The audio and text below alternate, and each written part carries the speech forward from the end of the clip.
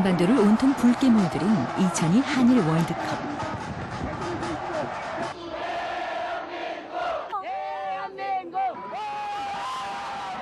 대한민국 국민이라면 누구나 그날의 감동을 결코 잊지 못할 텐데요. 그것은 남녀노소를 불문하고 모두가 참여해 함께 공감하고 향유하는 문화행사였기 때문입니다. 이것이 바로 향유하는 문화가 주는 행복감이고 사회가 함께 누릴 수 있는 진정한 행복의 모습이 아닐까 싶은데요. 소유를 넘어 향유로 가기 위한 방법을 모색하는 이가 있습니다. 바로 철학 아카데미의 조광재 선생님인데요. 그와 함께 모두가 행복해지는 길을 찾아봅니다.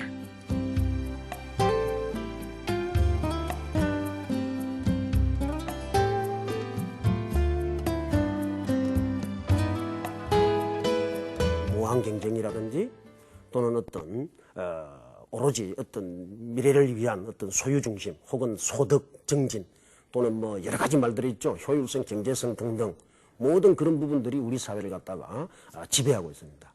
그런 점에서 이런 사회를 살고 있는 우리로서 개인으로서는 그러한 어떤 사회적인 압박, 사회에서 벗어나 버리고서는 우리의 삶이 영위될 수 없는 게 인간 삶이니까요. 그러니까 사회에서부터 요구되는 그런 압박에 굴복할 수밖에 없는 것이고 그 굴복할 수밖에 없는 측면에서 무의식적으로 아예 처음부터 저 바탕에서부터 우리 자신이 배타적 소유를 갖다가 이렇게 추구할 수밖에 없는 이런 상황이 되는 것 같습니다. 예, 안녕하십니까. 우리가 이제 두 번째 시간입니다. 그래서 이제 전번 시간에 좀 이렇게 이야기를 했기 때문에 이제 조금 좀 마음이 좀 아무래도 좀 자유롭고 편할 것 같습니다.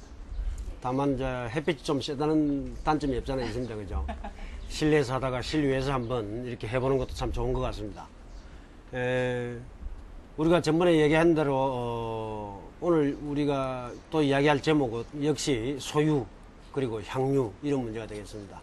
그 소유를 넘어서서 어떻게 이 향유 쪽으로 갈 수 있느냐 하는 건데 전번 시간에 마지막 부분을 제가 쓴 대목을 한번 먼저 읽고 그 다음에 이야기로 넘어가도록 하겠습니다. 소통하면서 공유하는 향유의 경우 이러한 부정적이고 반동적인 감정보다는 긍정적이고 능동적인 감정이 지배한다. 뛰어난 예술적 상상력을 지닌 사람 덕분에 미처 내가 깨닫지 못했던 감각의 영역을 그 사람만큼은 아닐지라도 우리가 나름대로 향유하게 된다. 이때 나는 왜 저런 뛰어난 예술적 상상력을 갖추지 못했을까 하는 생각으로 자괴감에 빠지는 사람은 배타적인 사적 소유의 그물 혹은 올무에 걸려있다고 할 수 있다. 함께 놀면 될 일이다. 함께 놀다 보면 저절로 감각과 감정의 주파수가 동조를 일으킬 것이다. 함께 놀다 보면 나의 뛰어난 예술적 상상력이 다른 사람에게 전수되어 나만의 고유한 위치를 놓치게 되는 것 아닌가 하고서 생각하는 사람도 배타적인 사적 소유의 올무에 걸려있다고 할 수 있다. 동조함으로써 더욱더 확대되는 것이 파동의 원리라고 한다면 공유하는 향유는 파동의 원리를 따른다. 달리 대립적으로 이야기를 하자면 배타적인 소유는 입자의 원리를 따른다라고 할 수가 있겠습니다. 각각의 입자는 따로 노니까요. 그래서 배타적인 방식으로 자기 자신을 유지하려고 하는 것, 이것이 입자적이라고 한다면 우리가 느끼는 혹은 우리가 소유하고 있다 손치더라도 그것을 갖다가 다른 사람들과 공유하면서 같이 동조할 수 있고 공감할 수 있고 공명할 수 있고 그렇게 함으로써 우리 모두에게 더욱더 큰 파장이 생겨나게 되면 그것은 바로 공유하는 향유, 놀이하는 어떤 향유 이런 것이 어떤 하나의 증거다 이렇게 보겠습니다. 사람들에게 새로운 감각과 감정을 불러일으키는 예술. 인간이라면 누구나 비슷한 인생의 희노애락을 경험하지만 예술가는 그것을 자신만의 고유한 방식으로 표현하고 인간적 고뇌와 고통을 예술로 풀어나가기 때문에 이들의 작품을 보는 것만으로도 큰 향유의 기쁨을 느낄 수 있는데요.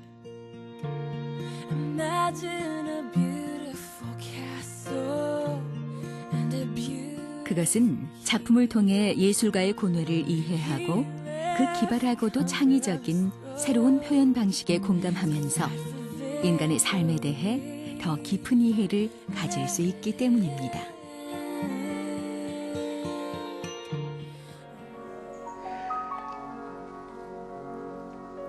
미술이 느끼고 생각하는 이성이 필요하다면 음악은 온몸이 즉각적으로 느끼는 감성의 예술 장르이기도 한데요. 신들린 연주를 통해 전율을 느끼신 경험 있으신가요?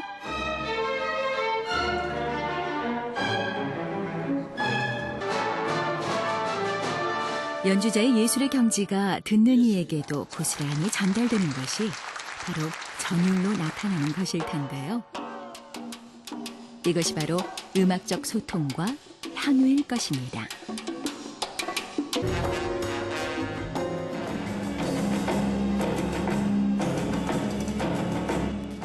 표출과 표현으로 대변되는 무용 역시 감정, 감각의 향유를 제대로 느낄 수 있는 예술 분야 중 하나죠.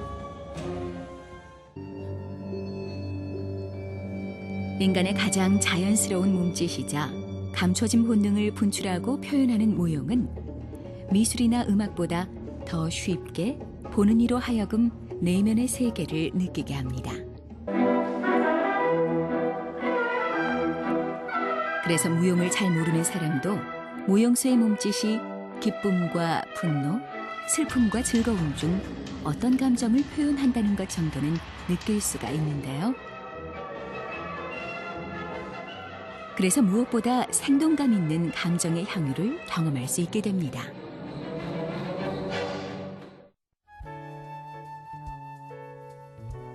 문학은 또 어떨까요? 가장 대중적인 향유의 방법이 바로 문학작품을 읽는 것일 텐데요. 일상의 언어로 표현되는 것이기에 더 많은 사람들이 공유하고 향유할 수 있습니다. 어떤 문학작품을 읽고 뭐라고 표현할 수 없는 감정에 휩싸여 그 작가의 글에 감염된 경험 있으시죠? 그것이 작가의 삶에 대한 깊은 통찰 때문이었는지, 어떤 심오한 철학적 사상이 들어있었기 때문인지, 혹은 탁월한 표현의 문체를 써서인지 개인에 따라 다르겠지만 여하튼 우리는 여러 이유로 작품에 매료당합니다. 또 문학에는 미술도 있고 무용, 음악 등이 모두 녹아들어 있어 다른 예술 장르보다 대중적인 공감대를 더 폭넓게 가지고 있는데요.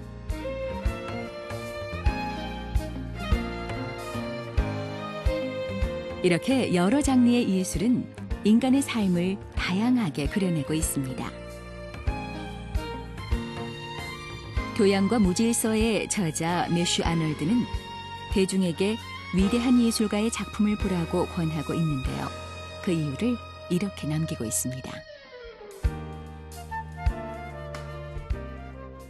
자, 이제 이야기를 갖다가 조금 현실적인 차원으로 다시 돌려보려고 합니다. 이제는 좀 우리가 조금 솔직하게 접근해야 되지 않을까 이렇게 생각을 해보기도 합니다. 우선 이제 생각할 것은 뭐냐면 우리가 소유 이야기하고 향유 이야기를 냈습니다. 그죠? 그러면 소유하는 주체가 있을 것이고 향유하는 주체가 있을 것인데 실제 소유하는 주체하고 향유하는 주체가 다른 주체입니까? 같은 사람입니까? 어떻습니까?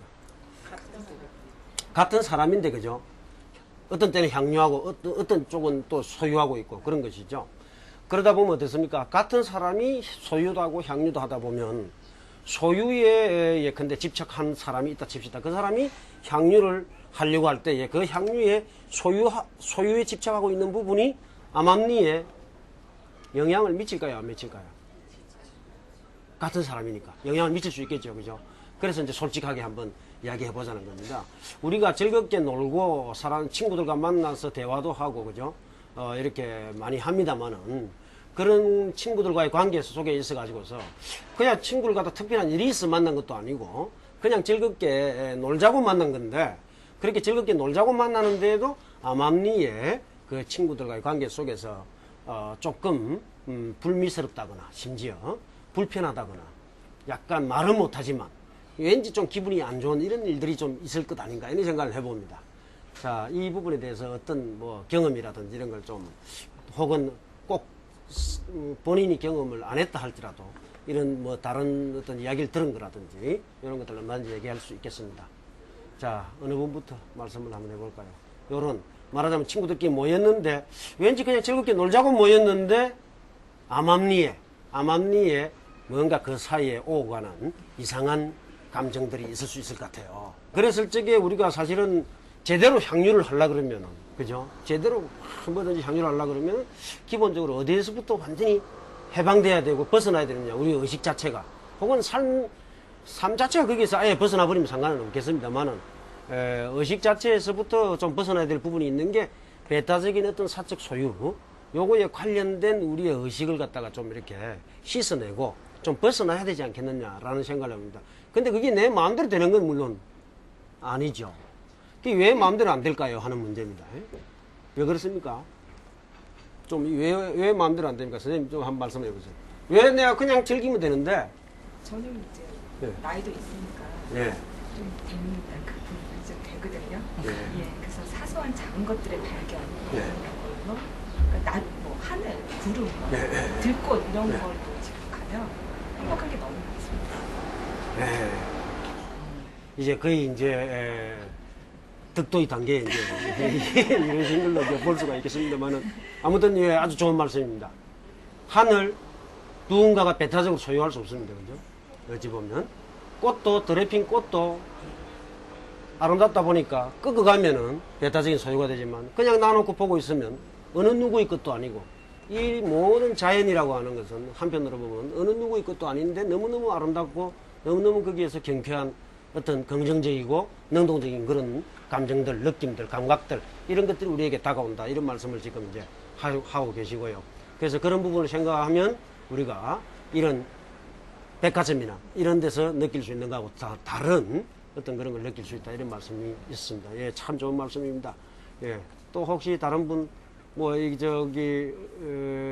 배타적인 소유를 갖다가 좀 벗어날 수 있는 어떤 뭐 방도랄까 뭐 이런 거 좀 있으면 혹시 말씀해 주세요. 제가 요즘 생각하는 게 있는데요.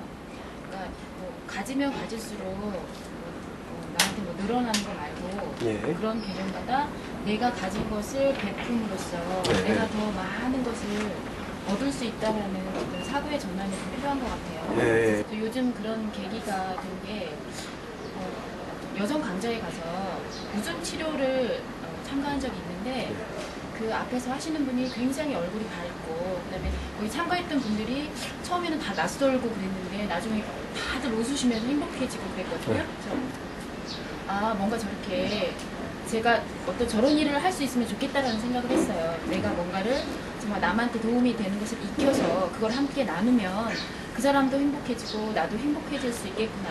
그래서 우리 사회가 이런 식으로 뭔가 내가 막 싸움으로써 이게 막 나의 뭐가 재산이나 모든 소유가 늘어나는 그런 것만 생각할 게 아니라 내가 가진 것을 나눔으로써 내가 더 큰 부자가 될 수 있다라는 그런 사고를 좀 전환하는 그런 게 필요하다고 생각합니다. 예, 아까 우리가 조금 전번 시간에 조금 이야기했던 부분하고도 좀 상통하는 것 같습니다. 그죠? 그래서 뭐냐면은 향유라고 하는 것이 공유하는 향유 이런 거 했을 적에 뭔가 이렇게 내 걸 갖다 나눠준다고 해서 내게 없어진다기보다는 또 설사 내가 가지고 있는 것을 갖다 다른 사람이 줘가지고서 나에게 없어진다 할지라도 그것이 더 큰 뭔가 이렇게 즐거움을 가져다 줄 수 있다고 한다면 그건 참 좋은 것 아니냐. 그래서 서로 나눌 수 있는 이런 어떤 태도가 중요하다. 공유하는 어떤 향유 이게 뭔가에 대해서 사회적인 어떤 인식들이 있어야 되는 것이고 특히 정책 입안자들에게 있어갖고 진정으로 우리 국민들이 혹은 시민들이 무엇을 위해서 무엇을 통해서 진정한 삶을 진정한 행복을 추구할 수 있는가를 갖다가 분명히 인식을 해야 된다는 것이고요. 그럴 때에 한 가지 생각할 수 있는 것은 말하자면 우리 인류가 남겨놓은 여러 가지 정말 중요한 유산들을 생각해 보면 예컨대 간단히 말해서 예술, 학문, 종교 이와 같은 것들은 배타적인 소유를 통해서는 절대로 이렇게 제대로 향유할 수 없고 다 같이 공유함으로써만 더욱더 확산될 수 있고 더욱더 깊이를 가져갈 수 있는 것인데 그런 쪽에 특히 사회 전체적으로 관심을 집중적으로 가져야 된다 이렇게 생각을 합니다. 아무튼 우리가 이런 생각을 해봅니다. 이 배타적인 소유하고 공유하는 향유 이 관계를 갖다가 우리가 잘 봐야 될 것 같다는 것이죠. 배타적인 소유에 집착할수록 공유하는 향유에 대한 생각이 줄어들고 그것이 가치를 부여하는 힘이 약해진다 라고 하는 생각을 할 수가 있겠습니다. 그래서 우리가 거꾸로 그러면 뭐죠? 공유하는 향유에 자꾸만 이렇게 그걸 잘 찾아다니면 뭡니까? 배타적인 어떤 소유에 끄달리지 않아도 된다. 배타적인 소유에 왜 끄달리지 않아야 되느냐 하는 문제가 있죠. 근데 이제 그런 문제도 저는 이런 생각을 해봤습니다. 뭐냐면 배타적인 소유라고 하는 것은 어느 정도 양적인 문제인데 내가 이 정도 갖고 있다가 이 정도 갖고 있으면 행복한 것 같지만 이 정도는 갖고 있는데 또 다른 사람을 쳐다보면 어떻게 됩니까? 그 사람은 또 더 많이 가지고 있으니까 상대적인 빈곤, 상대적인 어떤 열등감 이런 거에 빠질 수밖에 없는 악순환이 거기에 개입되는 것이죠. 우리가 흔히 돈이 많다고 뭐 이렇게 행복한 건 아니다 라고 하는데 오히려 거꾸로 뭐까지 이야기합니까? 돈이 많으면 오히려 더욱더 불행해질 수도 있다 이런 말이 세상에 많이 이렇게 돌고 있는데 그런 말들도 배타적인 사적 소유라고 하는 것 자체가 지니고 있는 한계가 있다. 그것 자체의 어떤 특성 이런 것들이 있어가지고 그렇다. 진정한 어떤 향유라고 하는 것은 우리가 전번 시간에 이야기했던 것처럼 인류 역사가 남긴 대단한 가치 있는 것들을 볼라치면은 다 배타적인 소유가 아니고 다 같이 공유하는 거였더라. 그러면 그걸 갖다 우리가 교훈을 삼아서 내 개인의 삶에 있어서도 그런 공유하는 향유를 더욱더 확대해 나가야 되지 않겠느냐. 최고 지성의 산실이자 자유와 낭만이 있는 대학 캠퍼스. 학생들만의 특권이기도 했던 캠퍼스가 얼마 전부터 일반인들에게도 개방돼 요즘 많은 사람들이 캠퍼스의 낭만을 누리고 있는데요. 특히 관악산 자락에 위치한 이 학교는 여러모로 지역 주민들의 사랑을 한몸에 받고 있습니다. 그 이유는 상아탑의 요람인 도서관을 지역 주민들의 지적 문화 공간으로 활짝 열어두었기 때문이고요. 교육시설은 물론 식물원 등 연구시설도 개방해서 문화휴식 공간까지 제공하고 있기 때문입니다. 뿐만 아니라 이 학교는 평생학습도시로 선정된 관악구와 함께 시민대학을 열어 지역 주민들의 배움터로도 캠퍼스를 개방해 놓고 있는데요. 이 지역 주민들은 대한민국 최고 지성의 전당에서 강의를 듣게 돼 좋은 경험이 되고 있다고 전합니다. 학교 측은 2008년 여름부터 캠퍼스를 거대한 문화공간으로 바꾸겠다는 계획을 밝히기도 했는데요. 미술관과 박물관, 규장각 등이 일반인에게 상시 전시와 다양한 문화관절을 제공할 것이라고 하니 기대가 되네요. 자유와 낭만이 있다고 하지만 그동안 일반인이 느끼는 대학 캠퍼스는 높은 벽과도 같았는데요. 캠퍼스 개방을 통한 향유는 대학과 지역의 문화를 더욱더 풍성하게 만들고 있습니다. 공유하면서 문화적 향유를 만끽할 수 있는 곳이 요즘 부쩍 늘고 있는데요. 고급 문화의 상징이었던 세종문화회관에서 최근 열리고 있는 천원의 행복은 대중의 반향을 불러일으키기에 충분합니다. 지난 2007년 1월 첫 문을 연 천원의 행복은 서울시에서 시도하는 문화충전 프로젝트의 일환으로 열리는 문화행사인데요. 발레나 오페라 갈라쇼 등 수준 높은 문화 공연을 천원에 즐길 수 있어 많은 호응을 얻고 있습니다.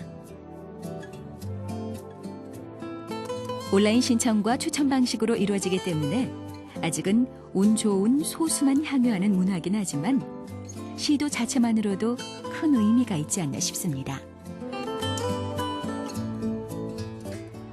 또 이런 대규모 공연장이 아니더라도 둘러보면 문화를 향유하면서 행복을 느낄 수 있는 공간이 의외로 많은데요. 지역의 문화회관이나 백화점 문화센터 등지에서도 향유의 행복을 누릴 수가 있습니다. 문제는 자 뭐냐고 하니까 방금 우리가 쭉 이야기한 바에 따르면은 사회가 나는 그렇게 살고 싶지 않은데 사회 자체가 전반적으로 흘러가는 분위기가 왠지 공유하는 향유보다는 배타적인 어떤 소유 이걸 중심으로 흘러가는 느낌이 든다 라고 하는 것이 가장 문제일 것 같습니다. 그래서 이게 거기에서 뭡니까? 남들로부터 인정을 받고 싶어 하는 거. 뭘 통해서? 배타적인 소유의 정도를 통해서 인정을 받고 싶어 한다.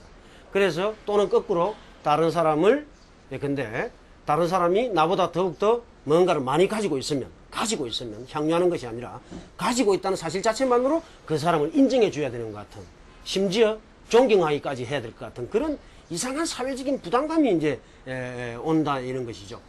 그게 친구들 사이에서도 그럴 뿐만 아니고 사회 전체적으로 그렇고 심지어 뭐죠? 형제들 사이에서도 또는 심지어 또 심하게 말하면 부모와 자식 간의 관계에서도 그런 부분이 있을 수 있다. 이건 뭐냐 하니까 사회 전체의 흐름이 말하자면은 어떤 소유 쪽으로 너무 기운 것 아니냐라고 하는 생각을 하게 됩니다. 그래서 우리가 근본적으로 인생이라고 하는 것이 정말로 한번, 죄송합니다, 이 철학적인 어떤 입장에서 보면 우리 인생이라고 하는 게 딱 한 번 살다 가는 것 아닙니까? 좀 심하게 말하면 뭐죠? 일회용입니다. 좀 너무 미안한데 일회용이라 해서 일회용이라고 하는 게 쓰다 버리는 게 일회용인데, 그렇다고 우리 인생이 쓰다 버리는 일회용이 될 수는 없는 것이고, 그죠? 한 번 살다 가는 인생인데 뭔가 그게 최대한 뭡니까?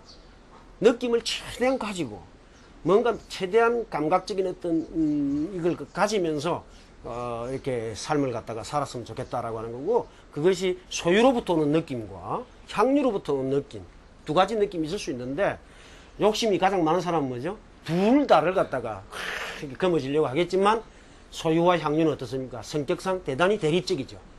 대립적입니다. 소유에 집착하면 향유하기 쉽지 않고, 향유를 갖다가 누리게 되면 소유로부터 좀 해방되고 라고 하는 이런 대립적인 성격이 있어서 그런 욕심을 채울 수가 없을 것 같고, 우리로서는 뭐죠? 가능한 한 향유 쪽으로 가야 되는데, 이 사회가 알게 모르게 우리의 향유를 뭡니까? 소유 속으로 자꾸만 집어넣으려고 하고, 그렇게 함으로써 순수하게 향유를 느낄 수 있도록 하는 이런 것들이 좀 잘 안 된다라고 하는 부분을 생각합니다. 우리가 소유, 향유 이야기하고 있는데 한번 질문을 한번 던져보겠습니다. 자, 소유하기 위해서 향유합니까? 향유하기 위해서 소유합니까? 향유하기 위해서 소유하는 게 분명하죠. 다 알고 있는 사실입니다. 그죠? 근데도 불구하고 우리가 소유하는 것에 소유를 갖다가 자꾸만 집착하게 되는 건 뭡니까? 조금 있다가 향유하려고. 그런 건 아닐까요, 혹시? 예? 지금은 좀 향유하는 걸 좀 아끼고, 왜? 향유하다 보면 소유가 자꾸 나중에 향유를 못 할 수가 있으니까. 그래서 나중에 향유하려고 지금 소유를 갖다 조금 더 늘려가지고 나중에 향유하려고 합니다. 그죠? 이런 경향이 좀 있는 것 같습니다. 그러다 보니까 뭐죠? 향유가 지연됩니다. 그죠? 지연되다 보니까 이만큼 그냥 세월이 흘러가 버렸어요. 그죠? 한편으로 보면. 물론 그 중에 뭐 우리가 살아오면서 향유한 것도 많이 있습니다만은, 그렇습니다. 또 한편으로 이제 생각해 보면, 향유하려면, 그러니까 이 방금 질문에 의하면 뭡니까? 향유하려면 뭐 소유한 게 있어야 향유를 하든지 뭐 이렇게 할 것 아니냐라고 하는 생각을 할 수 있습니다. 이런 생각을 갖다가 우리가 어떻게 봐야 할지, 정말로 소유한 게 있어야만 향유할 수 있는 것인가? 이런 걸 갖다가 한번 생각해 보려고 합니다. 예, 선생님. 과연 소유한 게 있어야만 향유하는가? 소유하고 관계없이 향유할 수 있는 것은 좀 없는가? 그게 이제 일종의 악순환 아니겠습니까? 어찌 보면 뭐냐 하니까, 사회가 그런 방식으로 모든 전체적인 보편적인 어떤 얼개에 있어가지고 그런 모든 배타적인 소유를 요구하다 보니까 실제 본성상 그러하지 아니한 것들에 대해서도 우리는 그러한 태도를 암암리에 취하게 되는 것이죠. 그리고 그런 태도로부터 벗어나기가 쉽지가 않다는 것입니다. 달리 이야기하면은 우리가 자본주의적인 삶을 살아오면서 더욱더 내재화되어 버린 이런 것들 되겠습니다. 그러니까 종교, 예술, 학문조차도 사실 공유함으로써 진정한 가치를 발휘할 수 있는 것조차도 내가 소유함으로써 대신에 뭡니까? 권력을 갖다가 이렇게 내가 확보할 수 있다, 획득할 수 있다, 다른 사람을 지배할 수 있다라고 하는 이런 식의 수단으로 삼게 되는 것이죠. 근본적으로 생각해보면 대단히 문제가 많은 상황입니다. 예. 그래서 가진다라고 하는, 가지지 않으면 가진다, 배타적인 소유를 한다, 이것 자체가 한편으로 사회 전체적인 어떤 체제, 구도 이런 데서부터 혹시 온 건 아닐까, 이런 생각을 하는 것이죠. 굳이 내가 가지고 있지 않더라도 향유할 수 있는 것이 있습니다. 예, 근데 뭐 공원이라든지 고궁이라든지 그죠? 고궁을 콕 다닙니다. 그 다니면서 즐거워하고 좋아합니다. 이게 향유입니다. 근데 그 고궁이 우리 겁니까? 내 겁니까? 아니죠. 만약에 그 고궁이 내 거라면 기분이 어떨까요? 훨씬 더 기분 좋을까요? 하는 겁니다. 그러니까 우리가 어떤 생각을 갖습니까? 이 고궁이 너무너무 멋있는데 내게 아닌 바람에 뭡니까? 그 돌아다니는 게 조금 시들하다. 왠지 조금 조금 느낌이 왠지 조금 내게 아니라서 이런 거 예컨대 뭐 하다못해 길거리 아주 정돈이 잘 되어 있습니다. 너무너무 멋있는 아름다운 건물을 잘 지어놨어요. 그 앞을 지나갈 때 너무 기분이 좋아. 근데 그게 내 거 아니에요. 내 거 아니니까 거기서 오는 어떤 이상한 어떤 박탈감까지는 아닌데 조금 향유하는 기분이 감각이 조금 줄어들 수 있지 않느냐 하는 거죠. 그래서 아무튼 이 말씀을 드린 건 우리의 의식 속에 무의식 속에 암암리의 소유를 통한 향유가 진짜로 제대로 된 향유고 소유가 빠져버린 향유는 뭔가 조금 덜한 것 아니냐 이런 생각을 하는데 이것도 참 더 알고 보면 우리가 알게 모르게 배타적인 사적 소유의 의식에 끄달리는 것이다 이렇게 이제 볼 수가 있겠습니다. 그래서 소유의 논리의 이 이야기를 소유의 논리에 사로잡힌 향유다 이렇게 이름을 붙여봅니다. 그러면 이 향유는 뭡니까? 원래 진정한 향유에 비하면 뭐죠? 왜곡된 향유다 이렇게 이제 이름을 붙여보려고 합니다. 더군다나 조금 더 노골적으로 가면 돈을 중심으로 한 향유다. 돈이 없으면 도저히 이건 뭐 누릴 수 없는 것이 향유 아니냐 이렇게 생각을 하게 되는 거. 돈이 없는데 뭐 인생을 뭐 어떻게 즐겁게 살아가는 거냐 이렇게 됐을 적에 돈을 중심으로 한 향유죠. 이거는 분명히 우리가 지금 쭉 이야기해온 바에 따르면 왜곡된 향유가 아니냐라고 하는 것이고 이것이 그 향유 중에 어떤 향유가 왜곡된 향유 중에 중요한 향유 중에 향유가 뭐냐 하니까 나보다 못한 사람들을 갖다가 대상으로 내가 기분 좋아지려고 하는 거. 자기 잘났다는 것을 갖다 자꾸 보여주는 거. 제가 지금 이런 이야기를 대화하자 해놓고 자꾸 제 이야기를 해가지고 내 잘난 것처럼 이야기하는 거. 이런 것들도 다 말하자면은 한편으로 보면 소유에 입각한 왜곡된 향유일 수 있다. 그러니까 뭐냐면 다른 사람들을 나의 향유의 수단으로 삼는 것. 이런 거 있죠. 그래서 다른 사람이 나를 인정해주고 나의 가치를 갖다 최대한 높여줄 것 같고 하는 그런 사람들을 갖다가 주로 만나면서 그렇게 하는 거. 그것도 일종의 왜곡된 향유가 아니냐. 이렇게 이제 보려고 하는 겁니다. 그래서 왜곡된 향유는 남들이 쉽게 향유하지 못하는 것을 자기는 향유한다. 라고 하는 배타적 향유로 갈 수 있다. 그런 거 있죠. 약간 음험한 뭐가 있습니다. 근데 이 음악은 정말로 나 말고는 제대로 즐길 수 있는 놈이 없을 거야. 즐길 수 있는 인간이 없을 거야. 라든지. 이런 것들도 암암리의 뭐죠? 배타적인 향유죠. 그러니까 우리가 가만히 보면 배타적인 향유가 우리 삶 속에 많이 배어 있다는 거예요. 그걸 좋은 말로는 뭐라 그러죠? 개성이라 그러고, 개성적인 삶이라고 하는데, 그 개성적인 삶 속에 암암리에 배타적인 향유가 들어있을 수도 있다. 말하자면 독특한 취미인데, 그 독특한 취미를 갖다가 내가 누리면서 뭡니까? 다른 사람은 이걸 모를 거야. 다른 사람에게 잘 안 드러내 주려고 그러고, 공유하지 않으려고 하는, 요런 것까지도, 크게 우리가 비난할 바는 못 되지만, 좀 원리적으로 더 들어가 보면 그것도 한편으로 보면 왜곡된 방식의 향유다. 배타적인 향유다. 이렇게 생각을 할 수가 있다는 것이죠. 1985년 파트리크 쥐스킨트가 쓴 동명소설을 원작으로 한 영화 향수. 어느 살인자의 이야기라는 부제가 붙은 이 영화는 더러운 시장통 오물더미 밑에 버려진 한 아이로부터 시작됩니다. 때는 18세기 프랑스. 생선을 파는 한 안악의 좌판 밑에 버려졌던 아기는 후각의 천재로 성장합니다. 그의 이름은 장 바티스트 그루누이.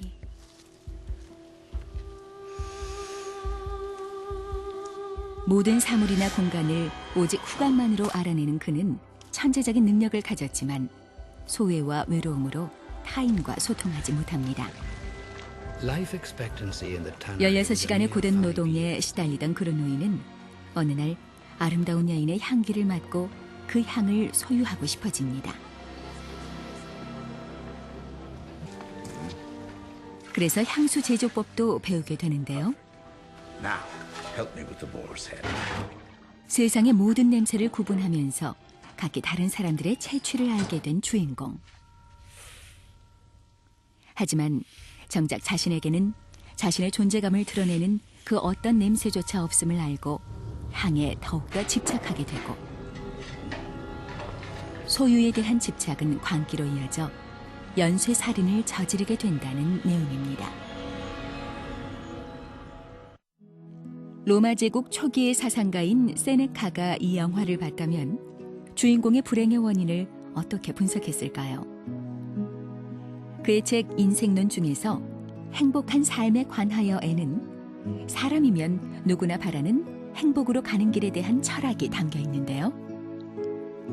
세네카는 인간의 힘으로는 회피할 수 없는 일들 때문에 당황하지 않음으로써 자유로울 수 있으며 이에 행복이 따라온다고 말합니다. With every step Grenouille took away from the city, the happier he felt.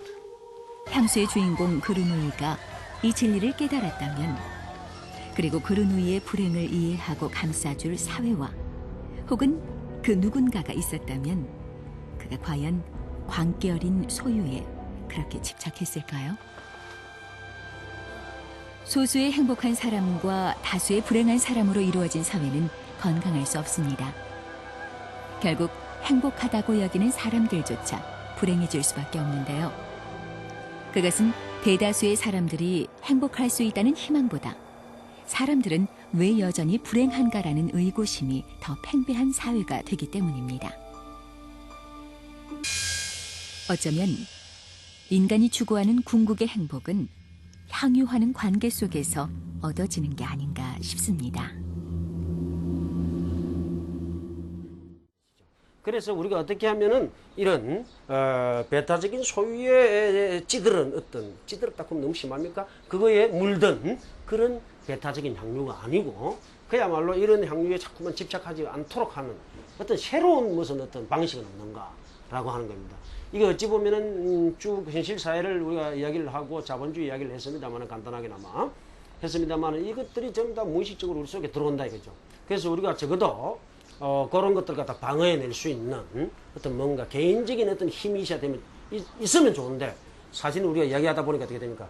개인적으로 그런 걸 다 방어해내고 이렇게 극복하는 것은 거의 어쩌면 거의 도인의 경지에 아까 덕도 이야기를 했습니다만 도인의 경지에 올라갈 정도로 되니까 이거는 비현실적인 이야기입니다. 그래서 우리는 적어도 뭐죠? 사회현실 속에 사회현실 자체를 일정하게 우리가 원하는 방향으로 좀 바꿨으면 좋겠다. 그렇게 생각을 해봅니다. 그 부분에 대해서 그래서 우리 사회적으로 뭐죠? 공유하는 향유를 어떻게 하면 더욱더 확산시키고 더욱더 강화시킬 수 있느냐. 그렇게 함으로써 우리 사회를 사는 사람들이 공유하는 향유에 훨씬 더 가치를 매기고 그러한 향유를 갖다가 그야말로 많이 제공해주는 사람들에게 우리가 진짜로 대단한 분이라고 대단한 사람이라고 이렇게 칭송해 주기도 할 수 있는 친구들 사이에 만나더라도 이야기가 주로 이렇게 우리가 공유할 수 있는 향유의 내용들이 뭐라 그랬습니까? 아까 그림도 있고 음악도 있고 시, 소설, 하늘, 뭐 꽃 등등 자연 이야기 등등 이런 것들이 있다 했습니다. 그뿐만 아니라 소설 속에 들어가면 온갖 인간의 복잡한 심리들 이런 것들도 있고 갈등, 충돌 등등이 있습니다만은 그런 것들을 갖다가 우리가 같이 이야기하고 나누고 이렇게 하는 것이 그야말로 좋은 사회 아니냐라고 하는 것이죠. 뭐였다면 뭐 이야기합니까? 요새 강북이 부동산값이 올라가. 어디가 좀 좋으냐? 야, 뭐 좀 투자할 데 없냐? 등등. 또는 뭐 학원 좀 좋은 데 없냐? 우리 애 지금 뭐 이제 고2 되는데 정말 응? 내년에 고3인데 정말 미치겠다 야. 뭐 이런 식의 이야기들이 주로 이야기 내용이 되고 예 근데 뭐 옷 산 거 가지고 야 그걸 뭐 보니까 브랜드 끝내주는 건데 그건 뭐냐? 응? 뭐 이런 식의 이야기를 갖다가 하면서 주로 그 속에 뭐가 들어있습니까? 경쟁적인 관계 이런 것들이 들어있는 이야기들이 우리의 주요 이야기가 된다고 한다면 이건 정말로 우리가 너무너무 우리의 삶을 갖다 낭비하는 것 아니냐라고 하는 것이 한 번 주어진 삶을 낭비하는 그래서 사회적으로 이런 걸 좀 바꿨으면 좋겠다 라고 하는 생각을 해보는 것이죠. 그래서 조금 이야기를 돌려가지고 향유와 생명이 있는데 우리가 주어진 생명이 딱 한 번인데 어떻게 합니까? 향유를 통해서 생명을 더욱더 높은 정말로 생명 활동이 활발하게 일어나면서 생명 살아있다는 것이 너무너무 환희로울 정도까지 갈 수 있으면 너무 좋지 않겠느냐. 그래서 향유를 통해서 소유를 통해서 생명을 갖다가 자꾸 뭐 강화한다는 게 이건 뭐죠? 소유라고 하는 것은 표피적인 것이고 외곽적인 나중에 써먹자는 것이니까 그죠?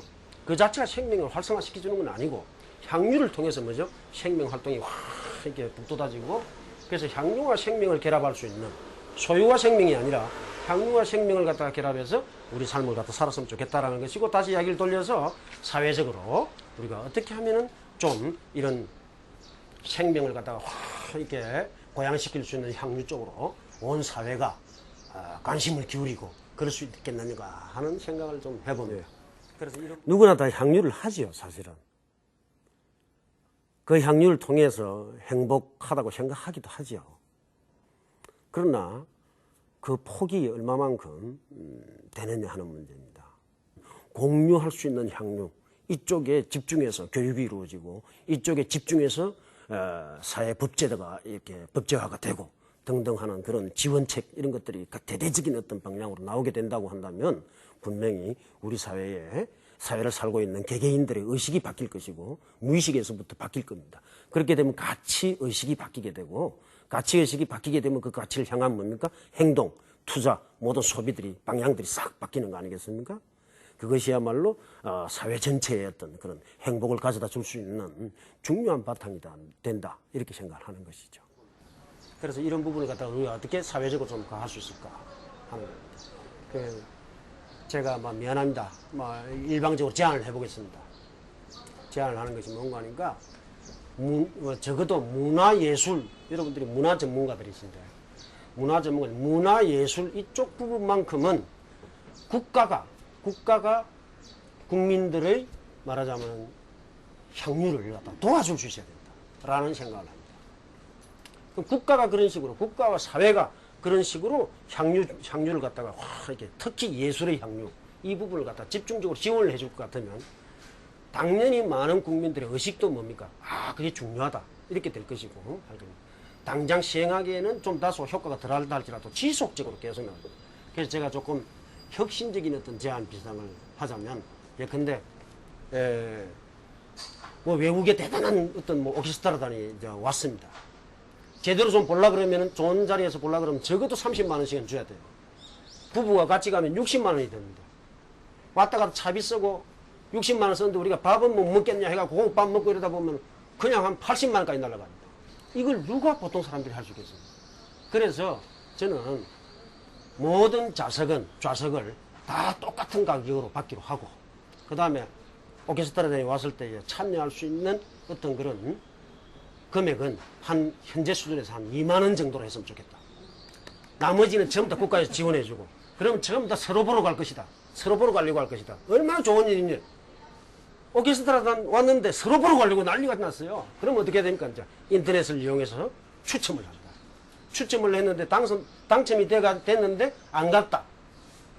다른 사람 못 가게 해놓고 자기가 안 갔다. 삼진 아웃제를 해가지고 3번 걸려들면 그 사람은 1년 동안 아무데도 참여하지 못하도록 한다. 이런 식의 여러 가지 이제 있습니다. 그 다음에 뿐만 아니라 악기가 좋은 악기는 엄청나게 비싸지 않습니까? 음악 이야기만 해서 미안합니다. 악기가 아주 비싼데 그는 국가에서 고가의 악기를 갖다가 다 사가지고서 정말로 나름대로 자기 심사를 해야 되겠습니다만 평생을 예컨대 무료로 대여해줘야 된다라는 식이라든지 그 다음에 시집은 거의 무료면 좋겠지만 시집 적어도 지금 수준에서 한 2,000원 정도면 누구나 시집을 살 수 있도록 한다. 소설도 한 2,000원 정도. 문학이라든지 이런 부분들 집중적으로 사회적으로 지원해주자. 물감값 너무 비쌉니다. 좋은 물감값. 물감값도 현재 수준에 10%로 다운시켜가고 3만 원짜리를 3,000원. 심지어 조금 너무 유토피아적인지 모르지만 육군 사관학교 있습니다. 그것과 마찬가지로 예술 사관학교 비슷하게 해가지고 예술가들 갖다가 엄청나게 그냥 다 적극적으로 지원해서 키워낼 수 있는 무료로 모든 걸 무료로 하면서 키워낼 수 있는 이렇게 서로 좀 더 예술을 하려고 난리가 나고 온 국민들 속에서 그 예술적 상상력이 넘쳐나고 그 이야기가 부동산 이야기를 갖다가 완전 대체해버리고 예, 돈에 관한 이야기 완전히 쑥 들어가 돈 이야기 끄집내는 인간은 거의 속물로 취급되면서 아예 아웃시켜버릴 수 있는 이런 어떤 사회를 한번 만들어보자는데 여러분들 어떻습니까? 네, 이게 말하자면 혁명이고요. 예, 그래서 촛불 집회도 우리가 참 재밌는 게 그렇습니다.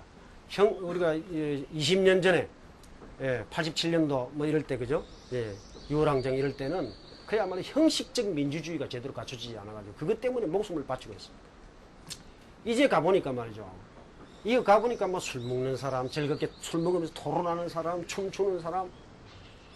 이거 무슨 뭐 이데올로기적인 강압도 없고 예전에 이데올로기가 있어갖고 뭐 근데 뭐 이런 이야기 할 수 뭐 하면 될지 모르겠습니다. PD다 NL이라 해가지고 막 싸우기도 하고 그랬어요. 이제 그런 이데올로기적인 강압도 없고 나가보니까 너무너무 자유롭고 그런데 뭐죠? 생명이 확 고양되는 느낌이 들면서 그런 거 있었지 않습니까? 그래서 이게 우리의 어떤 지금 집회 문화, 시위 문화마저도 상당히 우리가 오늘 이야기한 향유 쪽으로 가고 있다. 그래서 저는 이름을 붙였습니다. 정치적 향유다. 촛불 집회는 그야말로 정치적 향유다. 정치적 향유가 있을 수 있고 학문적 향유도 있을 수 있고 종교적 향유도 있을 수 있고 종교도 가면은 헌금 내라 뭐 내라가 아니라 거기에서 가면 정말 즐거울 수 있고 향유할 수 있는 이런 부분이 돼야 돼. 어느 부분인들 교육도 마찬가지고 전부 다 향유가 될 수 있으면 좋겠다. 경제활동조차도 뭡니까? 그것이 향유가 됐으면 정말로 우리가 좋겠다라고 생각을 해봅니다. 아무튼 장시간 동안 여러분들하고 이야기를 해서 너무너무 좋습니다. 다만 미안한 것은 제가 혼자서 너무 많이 이야기를 많이 한 것 같아서 미안하고요. 다만 이제 마지막 우리가 예술 중심의 향유 중심의 예술적 향유 중심의 혁명 이런 걸 다 말씀드려봅니다. 혹시 이런 데 관심이 있는 정치인들은 적극적으로 관심을 가져주시기 바랍니다. 마치겠습니다.